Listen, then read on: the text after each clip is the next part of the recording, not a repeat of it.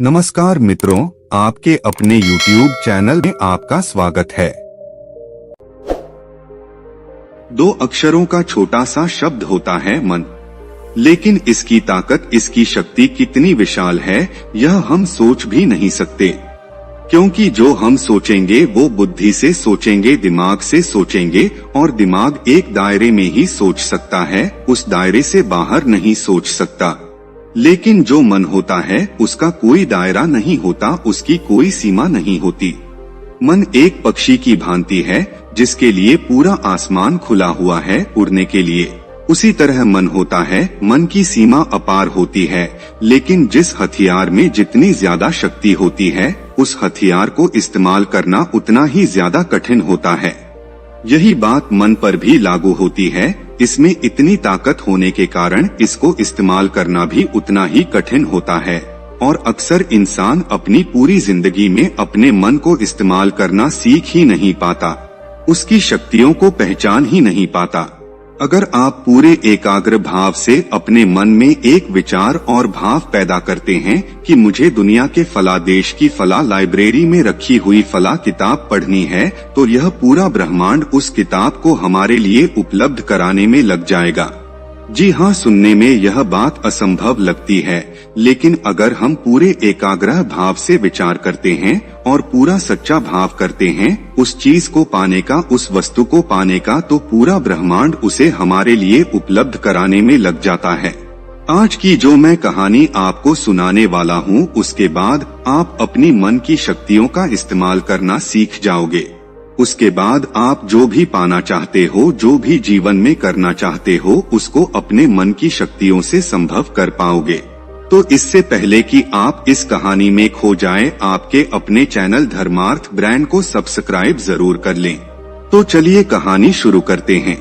एक बार की बात है, एक गुरु एक आश्रम में अपने शिष्यों को ध्यान प्रक्रियाओं की शिक्षा देते थे।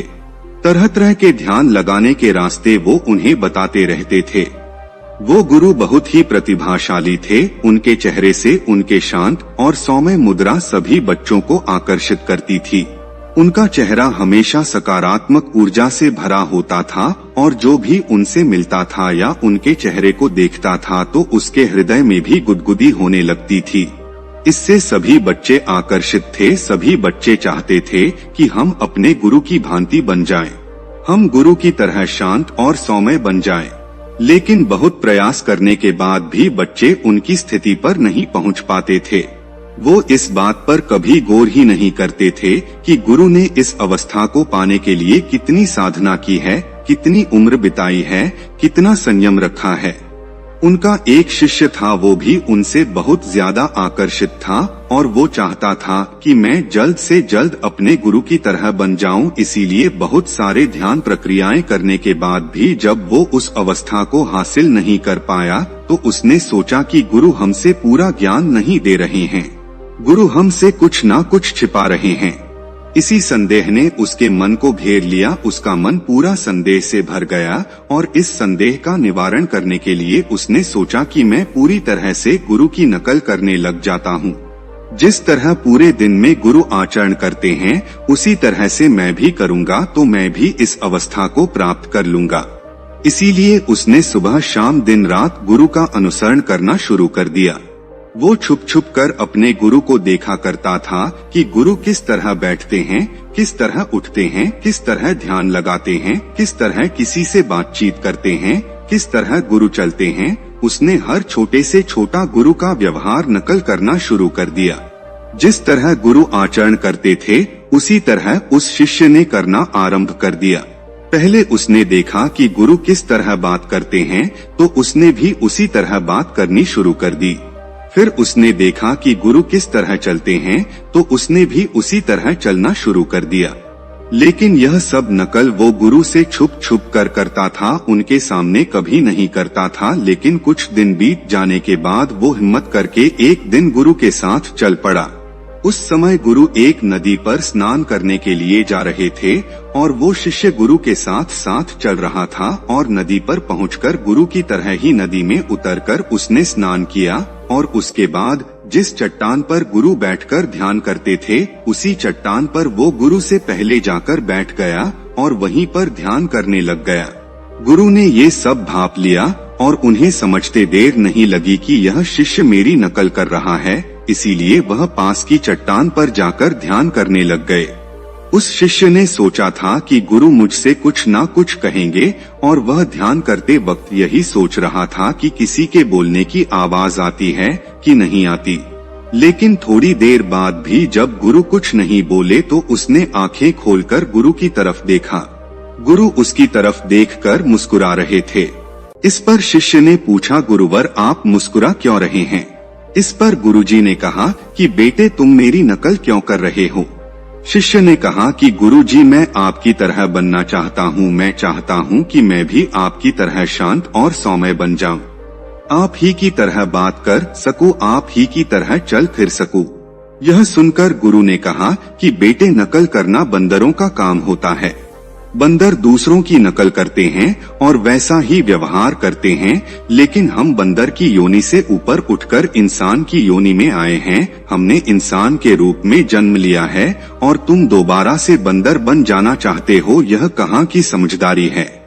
यह सुनकर शिष्य ने कहा, लेकिन गुरुजी इतना ध्यान करने के बाद भी मुझ में कोई खास बदलाव नहीं आ रहा है और मैं आपकी तरह बनना चाहता हूँ, आप ही की तरह सत्य को प्राप्त करना चाहता हूँ, वो मुझे कैसे हासिल होगा? यह सुनकर गुरु कहते हैं कि पहले तो तुम मेरी नकल करना बंद करो और इसके लिए मैं तुम्हें एक छोटी सी विधि बताता हूँ, क्या तुम कर पाओगे? शिष्य ने कहा, जी गुरुदेव मैं बिल्कुल करूँगा, आप बताएं तो सही। इस पर गुरुजी ने कहा कि तुम 1 महीने तक अपने विचारों को देखना शुरू करो और जो भी विचार आता है उन विचारों की संख्या के रूप में तुम लकड़ियां इकट्ठी करने लगो। ध्यान रहे, एक विचार के बदले एक लकड़ी, और 1 महीने में यह सारी लकड़ियां इकट्ठी करके जो सामने झोपड़ी है उसमें रखते जाओ। ध्यान रहे, हर एक विचार के लिए एक लकड़ी। जब भी तुम्हें कोई विचार आए तो उसके परिणाम स्वरूप तुम एक लकड़ी उठाकर उस झोपड़ी में रख देना। यह प्रक्रिया तुम 1 महीने तक करो। शिष्य ने कहा, जी गुरुदेव मैं ऐसा जरूर करूँगा। मैं 1 महीने तक जितने मुझे विचार आएंगे उनके परिणाम स्वरूप उतनी ही लकड़ियां इकट्ठी करके झोपड़ी में रखता जाऊंगा। इस पर गुरु ने कहा, इसके साथ तुम्हें एक काम और करना है। जो भी विचार ध्यान, ज्ञान और सत्य का होता है उन विचारों की लकड़ियां इकट्ठी करके झोपड़ी से बाहर रखना।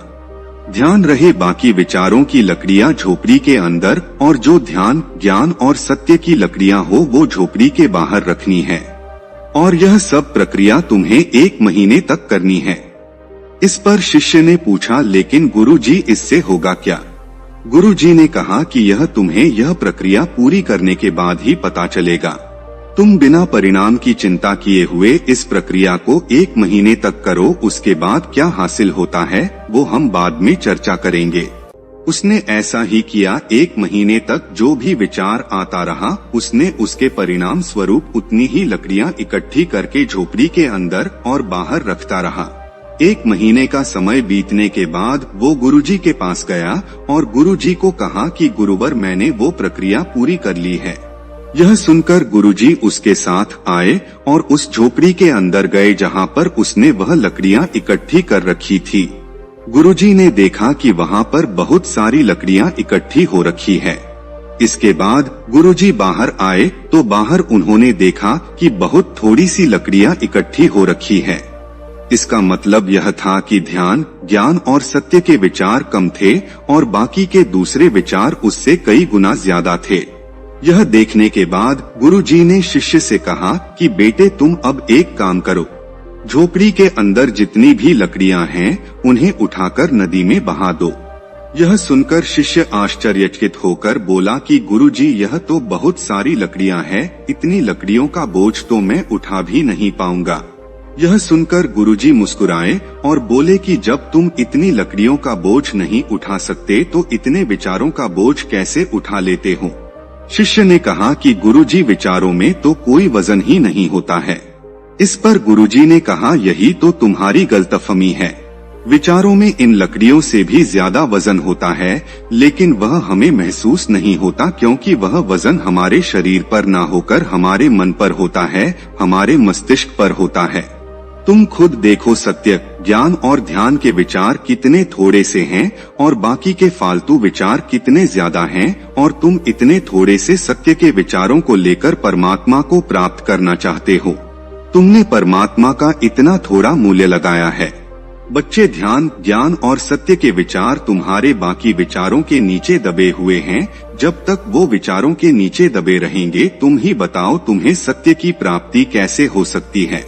अगर तुम्हें किसी भी लक्ष्य को प्राप्त करना है तो तुम्हारे मन में उसी लक्ष्य के विचार उठने चाहिए, उसी लक्ष्य पर तुम्हारे विचार केंद्रित होने चाहिए, तभी तुम उस लक्ष्य को हासिल कर सकते हो। यह सुनकर वह शिष्य गुरुजी के चरणों में गिर पड़ा और उसके बाद उसने कहा कि गुरुजी, आज से मैं जो भी सोचूंगा वो ध्यान और सत्य के संबंध में ही सोचने की कोशिश करूंगा। इसी तरह से हम सब अपना लक्ष्य तो निर्धारित कर लेते हैं कि हमें सरकारी नौकरी करनी है, हमें बिजनेस करना है, हमें कामयाब होना है, यह तो हम निर्धारित कर लेते हैं। लेकिन इसके निर्धारित करने से ही हमें लक्ष्य नहीं मिल जाएगा, बल्कि हमें सुबह शाम दिन रात अपने विचारों को उसी लक्ष्य पर केंद्रित करना है। बाकी सब फालतू की चीजों से अपने विचार हटा दो और अपने लक्ष्य पर अपने विचार केंद्रित करो। एक बार अगर तुमने लक्ष्य पर अपने विचार केंद्रित कर दिए, अगर तुमने सच्चा भाव बना लिया अपने लक्ष्य के प्रति, तो दुनिया की कोई ताकत नहीं है जो तुम्हें अपना लक्ष्य पाने से रोक सके। तुम्हें किसी की मोटिवेशन की जरूरत नहीं है, खुद की मोटिवेशन खुद बनो और उसके लिए जो ताकत चाहिए, जो चाहिए, वह तुम्हारा मन, तुम्हारा मस्तिष्क तुम्हें प्रदान करेगा। लेकिन इसके लिए तुम्हें अपने लक्ष्य के प्रति सच्चा होना पड़ेगा। अगर अपने लक्ष्य से ही धोखा करोगे तो समझ लेना तुम उनके साथ धोखा कर रहे हो। इसीलिए खुद को धोखा मत दो, क्योंकि आज नहीं तो कल तुम्हें एहसास हो जाएगा कि तुम किसी और को धोखा नहीं दे रहे थे, तुम खुद को ही धोखा दे रहे थे, खुद को ही तुम झूठ में रखे हुए थे, खुद के मन को ही तुम पागल बना रहे थे। क्योंकि आखिरकार तुम जो भी करोगे वो खुद के लिए करोगे। अगर कल को तुम अपना लक्ष्य प्राप्त करोगे तो सबसे ज्यादा खुशी किसे होगी? सिर्फ तुम्हें होगी और तुम्हारे बाद तुम्हारे घर वालों को होगी। इसीलिए अपनी खुशी के लिए, अपने घर वालों की खुशी के लिए अपने लक्ष्य के प्रति सच्चे रहो, ईमानदार रहो और अपने विचारों को, अपने मन को अपने लक्ष्य की तरफ केंद्रित कर दो और पूरी ताकत झोंक दो। फिर देखना कि जिस लक्ष्य में तुम 5 साल में पहुंचने वाले थे, वह लक्ष्य तुम 1 साल में हासिल कर लोगे। तो दोस्तों, यह कहानी आपको कैसी लगी हमें कमेंट सेक्शन में जरूर बताना, और अच्छी लगी हो तो इस चैनल को सब्सक्राइब जरूर कर लेना।